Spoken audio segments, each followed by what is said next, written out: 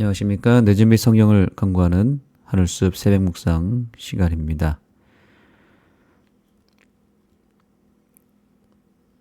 어제에 이어서 오늘은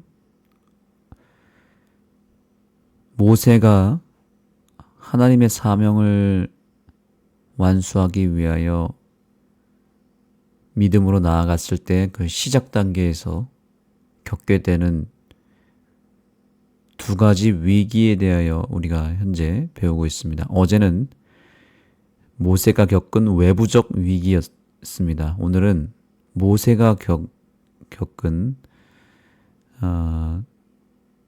내부적 위기를 살펴보고자 합니다. 내부적 위기는 무엇이었을까요? 우선 오늘의 제목은 험난한 시작입니다. 바로에게 완전히 무기력하게 무시를 당하고 실패를 겪고 나서 모세는 또 다른 더 심각한 위기를 만나게 되는데 이번에는 내부적 위기였습니다. 이스라엘 백성들이 모세를 향해 엄청난 불만과 원망을 쏟아내며 소리를 치기 시작한 것입니다. 교훈의 말씀을 보겠습니다. 하나님의 약속을 들은 히브리인들은 그 앞에 경배하며 찬양했지만 상황은 더욱 악화되었고 힘들고 고된 일로 그들의 원망은 모세와 하나님을 향했다. 모세를 통해서 하나님의 약속이 선포되었고 그래서 백성들이 모세에게 기대를 많이 했습니다. 그런데 오히려 바로 왕이 모세로 인해서 더욱 이스라엘 백성들을 괴롭히기 시작하니까 백성들이 당연히 모세를 원망했던 것입니다. 모세는 이렇게 자기 백성들에게 원망과 불만 그리고 공격을 당해야만 했습니다.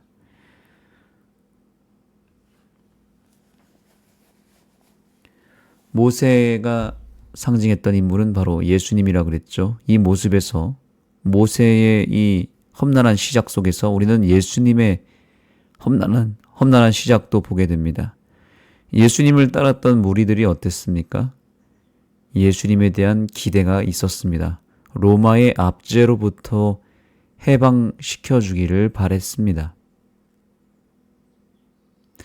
그들의 기대와 달리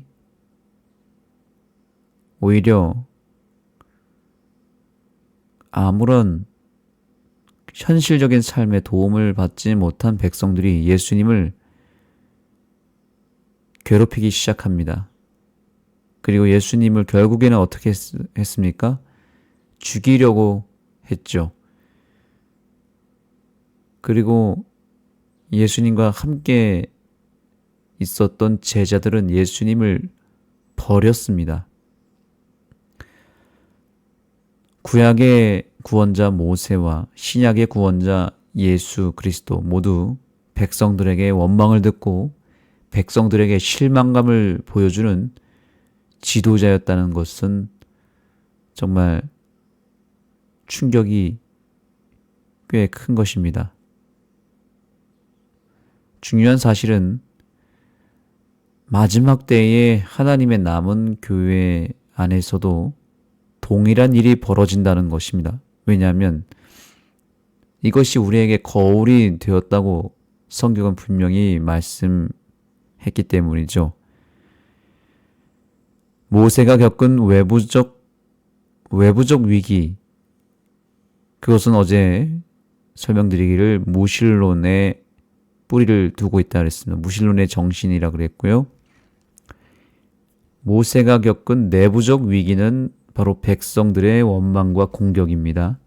지도자를 향한 불만입니다. 마지막 때에 이것은 우리 교회의 내부적 위기로 우리에게 분명히 나타날 것을 우리는 보게 됩니다. 구약의 모세와 신약의 예수님이 모두 하나님께서 주신 예언의 약속을 받은 것이 동일했듯이 마지막 때에도 예언의 말씀을 가지고 백성들을 끌어모으는 교회가 등장할 것이라고 성경은 예언하고 있습니다. 그 교회가 바로 재림교회죠. 문제는 그 시작 단계에서부터 엄청난 고초를 겪게 된다는 것입니다. 험난한 시작으로 이 교회가 등장합니다. 모세와 같이 이 교회도 처음부터 하나님의 말씀을 통해서, 특별히 예언의 말씀을 통해 예수님의 재림을, 즉 심판을 알렸습니다. 심판의 기별로 이 교회가 시작하지 않았습니까? 모세가 바로에게 심판의 기별을 증거하지 않습니까? 내 백성을 구원하기 위해서 보내달라는 것이죠. 그렇지 않았을 때에 열재앙이라고 하는 심판의 기별이 바로에게 주어지죠. 이 교회도 구원의 메시지를 세상에 알리고 심판의 기별을 알렸지만 그 결과가 어떻습니까? 그 시작 단계에서 비참한 결과가 이 교회에게 임합니다. 1844년에 재림운동은 대실망으로 끝났습니다. 그 이후로부터 지금까지도 재림교회는 약속의 말씀을 세상과 또한 이 교회를 향하여 증거하는 교회이죠. 그런데 기대와 달리 아직도 그 말씀이 다 성취되지 못하고 재림의 약속은 점점 뒤로 미뤄지고 있습니다. 그 사이에 이 세상이 우리에게 가하는 영적 유혹과 공격은 날이 갈수록 더 거세집니다. 사단은 점점 발악하고 있습니다. 점점 더 백성들을 옥죄면서 마치 모세가 말씀을 증거하면 할수록, 바로와 대면할수록 백성들을 더 힘들게 만들었던 것처럼 재림교회가 탄생한 이래로 지금까지 사단은 더 강력하게 이 교회를 공격하고 세차게 밀어붙이고 있습니다. 그러면서 자연스럽게 어떤 현상이 나타나고 있냐면, 모세가 하나님의 약속의 말씀으로 백성을 깨웠고 바로와 싸워서 철저하게 깨지고 무너지고 무기력하게 됐던 것처럼 이 교회에도 비슷한 현상이 나타나는데, 마지막 때에 하나님의 재림의 약속을 통해서 백성들을 끌어모으며 용과 싸우는 남은 자손의 모습과 일치가 되면서 또 하나 현상이 일치가 되는데, 그것은 바로 무엇이냐면 바로 모세를 대하는 백성들의 모습인 것입니다.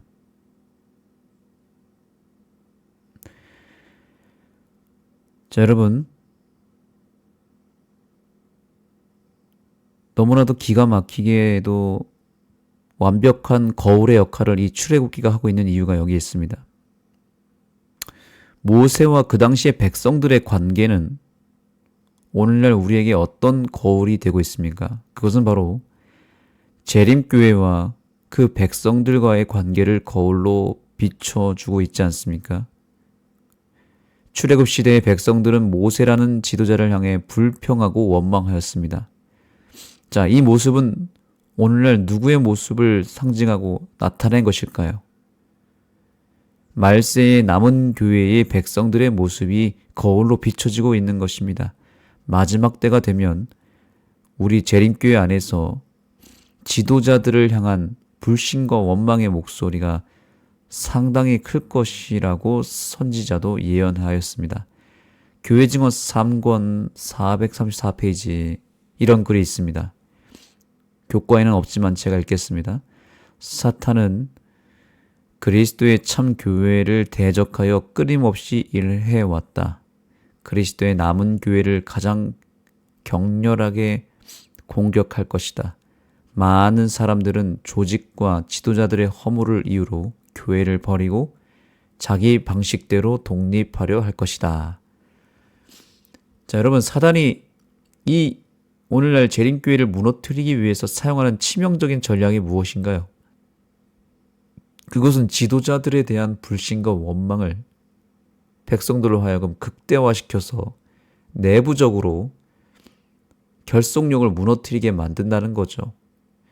외부적 공격보다 더 무서운 것은 바로 소위 말하는 내부 총질입니다. 내부적 공격입니다. 여러분, 교회에서 가장 존경을 받고 특권을 행사하는 사람들로서 또한 오히려 반대로 가장 욕을 많이 먹는 사람들은 누구이던가요? 존경을 받으면서도 가장 욕을 많이 먹는 사람들은 틀림없이 그 교회의 지도자들입니다.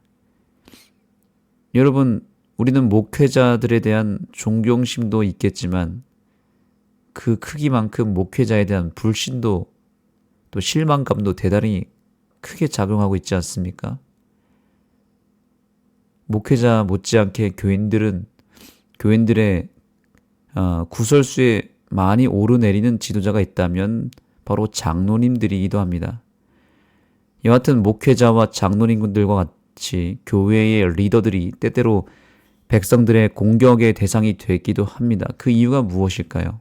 이유는 간단합니다. 지도자의 자리에 있기 때문에 그런 것입니다. 그리고 예언이 되었습니다. 책임 있는 자리에 있다 보니 백성들에게 사랑을 받기도 하지만 미움도 많이 받는 것입니다.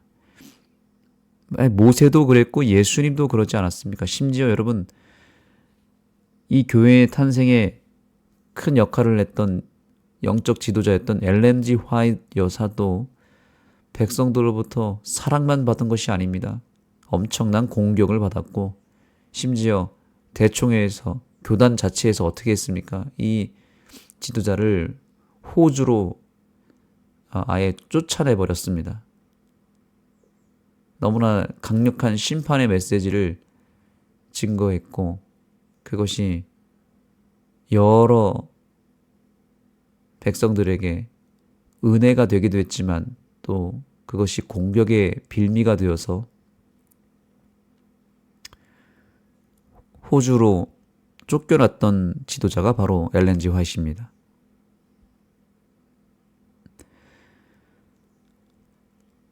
그래서 여러분, 이것은 당연한 현상이라는 것이죠. 그동안 신앙을 하시면서 우리는 이런 경험들을 많이 했을 것입니다. 저조차도 제 스스로에게 가끔씩 놀랄 때가 있습니다. 저도 모르게 교단의 지도자에 대해서 또 혹은 교회의 목사님이나 장로님에 대해서 제가 평가하거나 비판할 때가 있다는 것입니다.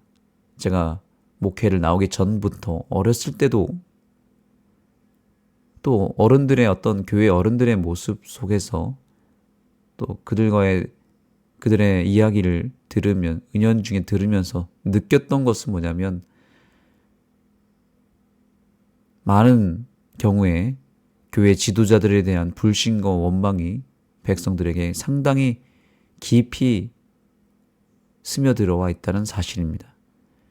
합회나 연합회, 지회, 대총회에 이러한 교단의 기관에 대한 우리의 생각이 때때로 부정적인 이미지로 향할 때도 있지 않습니까? 이것은 어쩌면 거의 우리의 영적인 본능에 가까운 우리의 회개해야 될 죄가 아닐까 싶습니다. 그래서 하나님은 오늘 재림교회의 실상을 정확하게 드러내고 있는지도 모릅니다. 사람들이 이 교단에 대해서 또 교회의 지도자에 대해서 불만이 있거나 오해하는 경우를 보게 되는데요.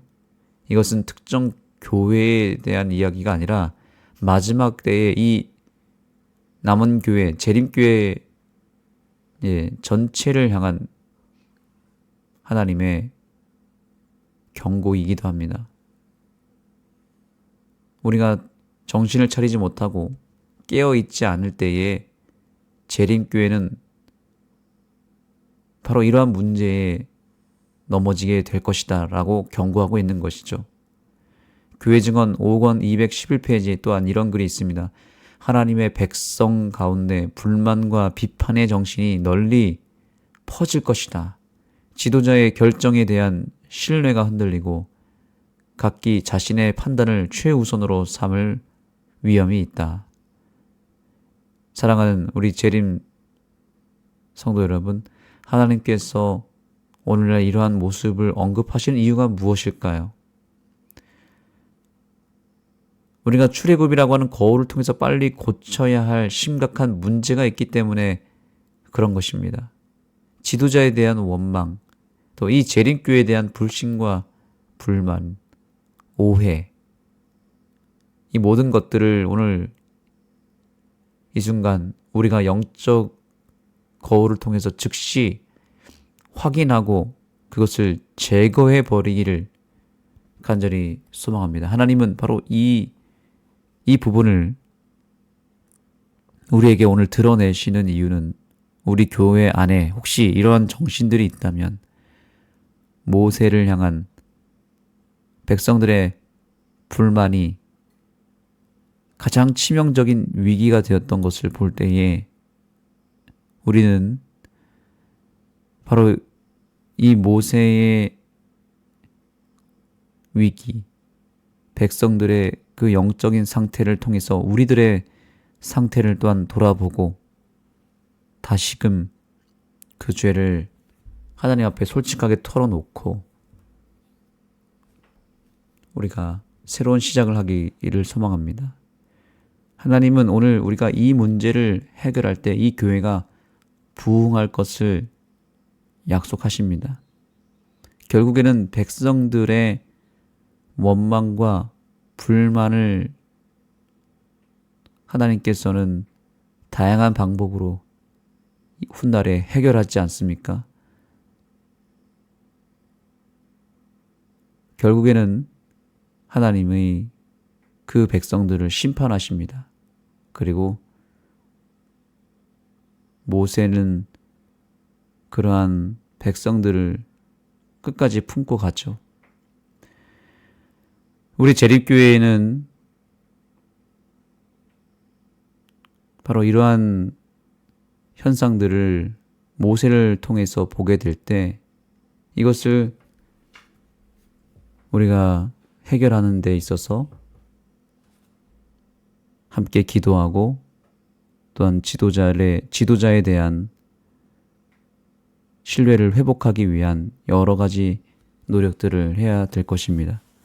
물론 교회 지도자들이 더 낮은 자세로 또 더 기도하면서 준비되고 또한 부족한 부분들을 채워야 되겠죠. 반대로 백성들도 그러한 부족함을 스스로 깨닫고 그것을 해결하는 그런 과정을 거쳐야 되는 것입니다.